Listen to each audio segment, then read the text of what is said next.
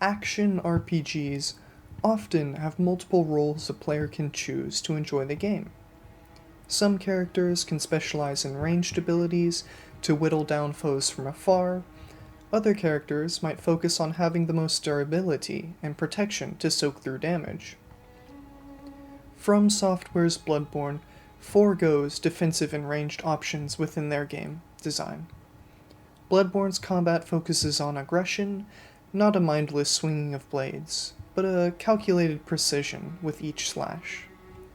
Bloodborne is able to guide players into an aggressive playstyle by rewarding the player during the fray of the fight, and removing classical defensive options.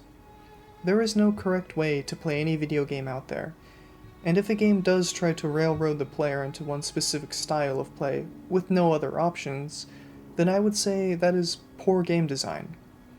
Bloodborne slightly edges towards the line of railroading, but through this, it manages to enhance the game with its approach.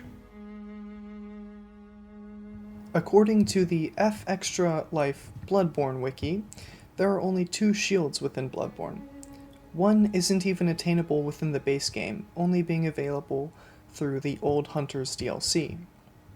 The only shield within the base game is the wooden shield, and its description reads, "Shields are nice, but not if they engender passivity." Bloodborne pokes fun at the use of shields within the game itself. The lock shield isn't much greater either. According to its description, the lock shield greatly reduces all forms of non-physical damage. With shields commonly blocking melee attacks, this design is again ironic towards the use of shields. Unlike its predecessors, Bloodborne discourages the use of a shield, as they are a game mechanic that commonly promotes passivity. Similar to shields, Bloodborne only has one bow.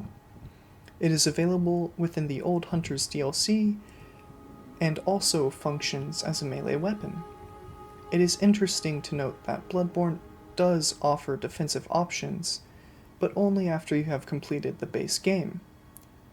This tells me that the developers thought Bloodborne would be more enjoyable in a feverish melee brawl, rather than a turtling fight behind shields or cover. Guns are commonplace within Bloodborne, and yield benefits much more remarkable than those attainable with a shield. While the majority of firearms do not deal serious damage or have an extensive range, they give the player an option to parry. If the player fires their gun, interrupting an enemy attack, it staggers the enemy, thus opening the enemy up for a visceral attack, which deals massive damage. If the player is too far away from the enemy, they will not have enough time to approach and trigger the visceral attack.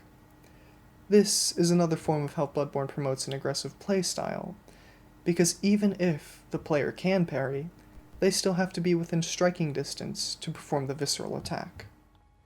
Bloodborne contains a mechanic called the regain system, which occurs through the player taking damage that reduces their health. If the player damages an enemy after being hurt themselves, they will recover a portion of health lost.